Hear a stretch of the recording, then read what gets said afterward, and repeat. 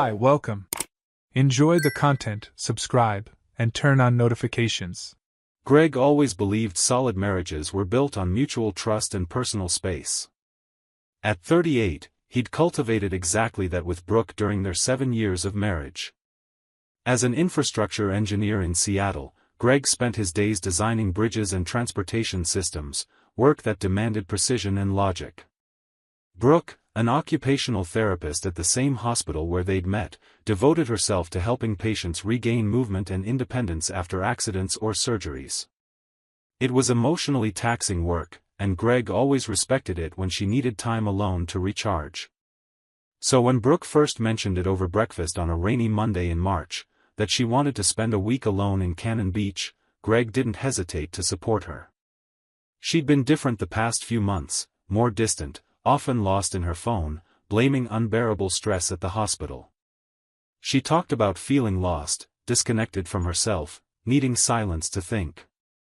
Greg noticed the dark circles under her eyes, the way she sighed while staring out the window, as if she were somewhere else even when sitting right next to him on the couch.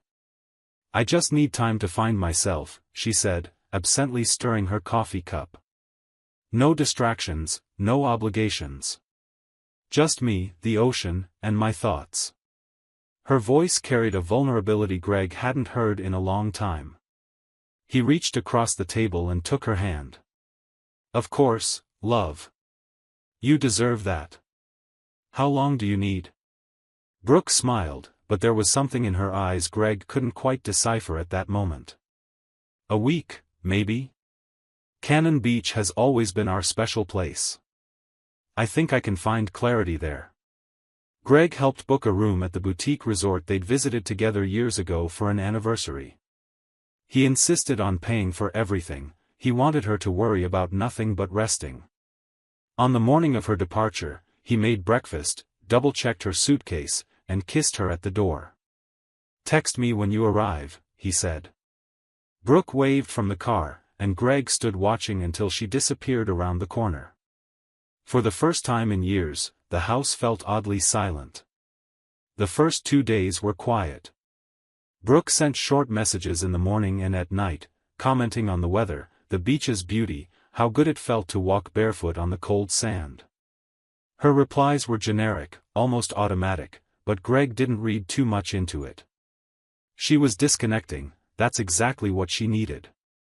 He took the opportunity to work late, reorganize the garage, watch games she never liked. It felt strange, but not necessarily bad. Couples needed space sometimes. On the afternoon of the third day, Greg was reviewing structural plans at the office when his phone buzzed with a call from Paul, his coworker and longtime friend. "Greg, man, I need to show you something." Paul's voice was tense, hesitant. "I didn't want it to be me, but you need to see this." Before Greg could ask, his phone pinged with an image. He opened it without much thought, expecting some office inside joke or random meme. What he saw made the air rush out of his lungs. It was Brooke. There was no mistaking her. She stood in front of the resort wearing the blue sweater he'd given her last Christmas, hugging a man Greg didn't recognize. It wasn't a casual acquaintance's hug, it was intimate, the man's hand on her waist, their faces too close, their wide smiles sharing what looked like a delicious secret. The photo had geotagging, Cannon Beach, Oregon. The timestamp was from 2 hours ago. "Paul, who's that guy?" Greg asked, his voice sounding calmer than he felt inside. "I have no idea, man. My cousin lives in Portland and was spending the weekend in Cannon Beach." She posted this photo to her Instagram story tagging the resort, and when I saw it, I recognized Brooke right away. "I thought you guys were there together, but then I remembered you said she'd gone alone." Paul let the sentence hang, uncomfortable. Greg thanked him, hung up, and stared at the image for long minutes. His engineer's brain started processing data, connecting dots. The generic texts. Her insistence on going alone. The distance over the past few months. Her phone always face down. The increasingly frequent, happy hours with coworkers. It all fit a pattern he'd deliberately ignored, blindly trusting her word. At 3:45 p.m., Greg closed his laptop, told his supervisor he had a family emergency, and left the office. By 4:10 p.m., he was at the airport buying a ticket for the next flight to Portland. At 7:30 p.m., after renting a car at the airport, he was driving west on Highway 26 toward the coast, hands firm on the wheel, jaw clenched. There was no anger yet, just a cold determination to see the full truth with his own eyes. He arrived at the resort at 9:15 p.m. The place was exactly as he remembered, soft lighting, rustic but elegant decor, the distant sound of waves breaking in the dark. Greg parked far from the main entrance and called the front desk. "Good evening, my name is Greg Holloway. My wife, Brooke Holloway, is staying there. Room 217. I made the reservation, but I had to come as a surprise. Could you give me an extra key?" The receptionist hesitated, but after he provided the credit card details used for the booking, she agreed to leave a key at the front desk. Key in hand, Greg walked up to the second floor, his heartbeat uneven for the first time. Part of him still hoped he was wrong, that there'd be a perfectly reasonable explanation. Maybe it was a distant cousin. Maybe just a casual acquaintance. But when he passed through the hallway and heard laughter coming from the resort's restaurant, something inside him knew. He'd recognize that laugh anywhere. Greg pushed open the restaurant door and saw her immediately. Brooke sat at a corner table lit by candles, wearing the green dress he loved, her hair loose over her shoulders. And next to her, comfortably close, was the man from the photo. He was tall, neatly bearded, dressed in casual but clearly expensive clothes. They were sharing a bottle of wine, plates half finished, completely absorbed in each other. Greg walked across the restaurant with measured steps. A few diners glanced curiously at the man in jeans and a travel jacket who clearly didn't belong in the romantic setting. When he was 3 feet from the table, Brooke looked up and froze. Color drained from her face. Her wine glass trembled in her hand before she set it back down with a thud. "Greg." Her voice came out as a choked whisper. The man beside her turned, confused, looking between them. "Hey, love," Greg said, his voice dangerously calm, each word precisely enunciated. "What a coincidence running into you here. I thought you were looking for solitude to find yourself. But I see you, found company." Brooke stood up quickly, nearly knocking over her chair. "I can explain, this isn't what it looks like." Greg finished, allowing himself a bitter smile. "Funny, because it looks exactly like my wife is having a romantic dinner with another man at the resort I paid for so she could have her self-discovery getaway." The man finally stood too, looking genuinely lost. "Wait, wife? Brooke, you told me you were divorced." The statement fell like a bomb. Brooke turned to him, panic in her eyes. Owen, Greg repeated, the name sounding foreign on his tongue. "Let me guess. You two met recently?" Owen looked at Brooke, then at Greg, processing. "We met 6 months ago. She started attending my yoga classes in Portland. We've been together for 4 months. 4 months. Greg felt like he'd been punched in the gut, but he kept his expression neutral. 4 months. And all this time, she told you she was divorced. It wasn't a question. She said the divorce had been finalized a year ago, that she was ready to move on, Owen said, his voice growing tighter as he stared at Brooke with mounting horror. She posted photos online without a wedding ring, talked about starting over. I never would've, I only took off my ring when I was with you, Brooke interrupted, desperate, trying to regain control of the collapsing situation. I was going to tell Greg, I just needed the right moment. The right moment? Greg laughed, a humorless sound. You mean the moment when you'd completely fooled me? How many of those happy hours with co-workers were actually dates with him? Brooke didn't answer. Tears began streaming down her face. Other diners were now openly watching, whispering among themselves. The restaurant manager started approaching but kept his distance.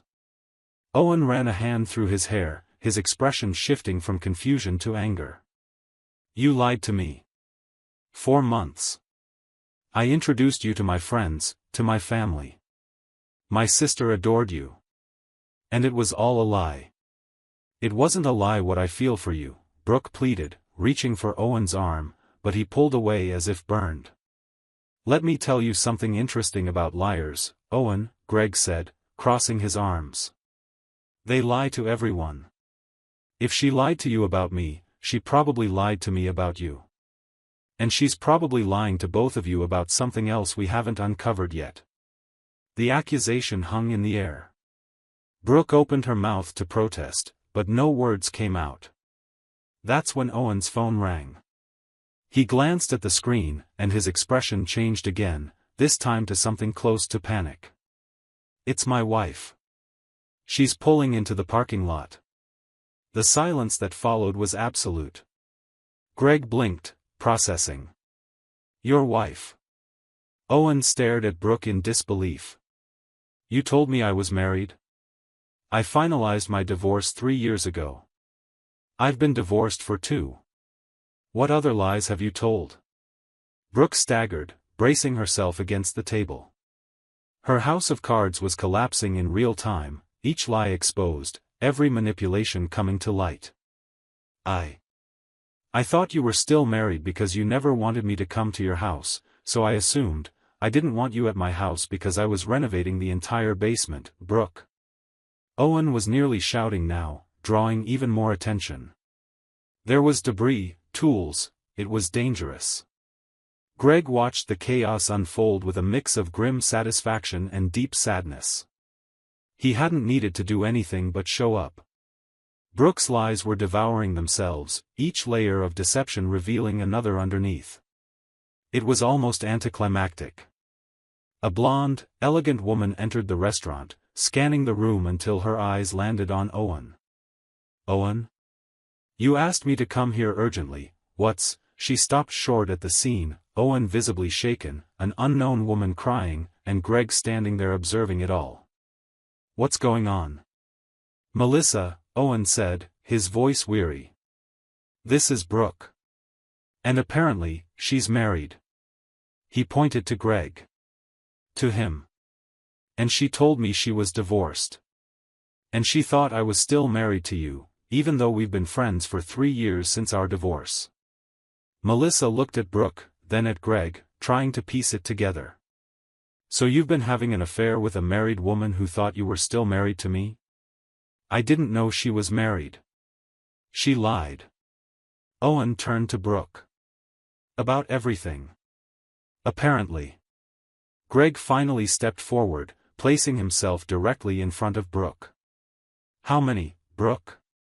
How many wellness retreats were actually weekends with him? How many times did you say you were sleeping at your friend Rachel's but were really with him? All of them, she whispered, her voice breaking. Every single one for the past 4 months. The admission came as a sob. I fell for him. I didn't plan it, it just happened. And then I was in so deep I didn't know how to get out. So you decided to bring him to a resort I paid for? Greg asked, his calm finally cracking, letting pain seep through the edges. Use my money to fund your affair? What kind of person does that? Someone who never truly loved you, Owen said bitterly, looking at Brooke as if seeing her for the first time. Because people who love don't do that. Not to anyone. He grabbed his jacket from the chair. Melissa, let's go. I want nothing more to do with this. Melissa nodded, giving Greg one last look of pity before following Owen out of the restaurant. Greg and Brooke stood there, watched by a dozen strangers, amid the ruins of what used to be a marriage. I want a divorce, Greg said finally, his voice empty of emotion. Obviously. Greg, please, can we talk privately? Just the 2 of us? Brooke pleaded, reaching for him, but he stepped back.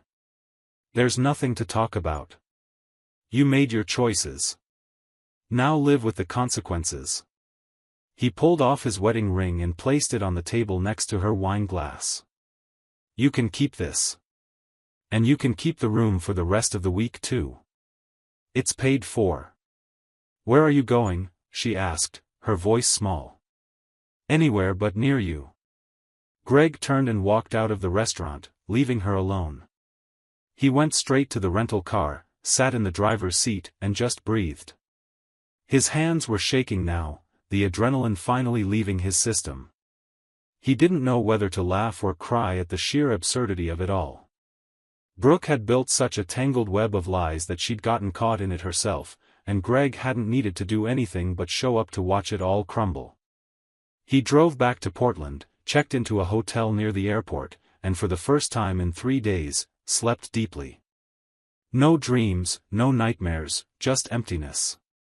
The next morning, before his flight back to Seattle, Greg sat in the hotel lobby and made 3 calls.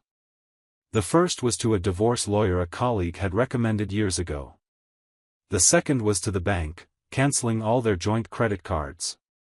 The third was to Brooke's parents in Eugene, telling them the truth before she could spin her own version of events. Brooke's mother cried on the phone, repeatedly apologizing, saying she'd always considered Greg a son. In the months that followed, the divorce process was surprisingly straightforward. Brooke didn't contest anything. The gossip had swept through the hospital within days, sideways glances in the hallways, whispers that stopped abruptly when she entered the break room, patients sensing the tension and asking if everything was okay. Unable to bear the weight of her crumbling reputation, with every colleague aware of the sordid details of her lies, Brooke quit before management had any reason to question her. Owen had blocked her everywhere, and according to rumors that reached Greg, he was even considering suing for emotional damages. The irony wasn't lost on him. Greg threw himself into work, accepting an infrastructure expansion project that required frequent travel. It was easier that way, staying busy, not thinking too much. His friends tried setting him up with new people, but he wasn't ready. Maybe he never would be. Trust, once broken like that, was hard to rebuild. 8 months after that night in Cannon Beach, Greg was at a cafe in Seattle when he saw Brooke for the first time since the divorce. She was across the street, waiting for the light to change. She looked smaller somehow, shoulders hunched, hair shorter and lacking its usual shine. She didn't see him. Greg watched as she crossed the street alone, carrying grocery bags. He didn't feel anger. He didn't feel sadness. He felt nothing but a faint sense of relief at being on his side of the street, free, moving on. She'd made her choice that rainy Monday when she decided to lie about needing to find herself. And he'd made his when he chose not to settle for less than he deserved. He finished his coffee, tossed the cup in the trash, and headed toward the office. The sun was starting to break through the clouds, casting that filtered golden light over Seattle's streets that he'd always loved. There were meetings to attend, projects to review, a whole life to live, a life of honesty, with no lies, no manipulations. And for the first time in months, Greg genuinely smiled. Because in the end, Brooke had gone to the beach to find herself. But the one who truly found himself was Greg. He discovered he was stronger than he'd imagined, more resilient than he'd hoped. He learned he could survive betrayal and emerge not just intact, but better. And he realized that sometimes, the best revenge isn't doing anything at all, it's simply showing up and letting the truth do the work for you. Months turned into a year. Greg kept living his life, focusing on professional growth and rebuilding his self-trust. He met new people, formed new friendships, learned to laugh again without the weight of betrayal on his shoulders. Through mutual acquaintances, he heard Brooke had moved to another city, trying to start over far from memories and judgment. He wished her luck, not out of kindness, but because it simply didn't matter anymore. What mattered was that Greg had survived. More than that, he'd learned a valuable lesson about trust, truth, and knowing his own worth. No one deserved to be treated the way he'd been treated. And he'd never again allow anyone to make him feel that way. And when the day came, maybe, that he was ready to love again, it would be with eyes wide open, clear boundaries, and the hard-won wisdom that only comes from being broken and choosing to rebuild yourself. For now, he was fine on his own. Better alone than in bad company, as his grandfather used to say. And for the first time, Greg fully understood what that meant. Thank you for watching the video. If you enjoyed it, don't forget to subscribe to the channel and turn on notifications so you won't miss any updates. See you next time.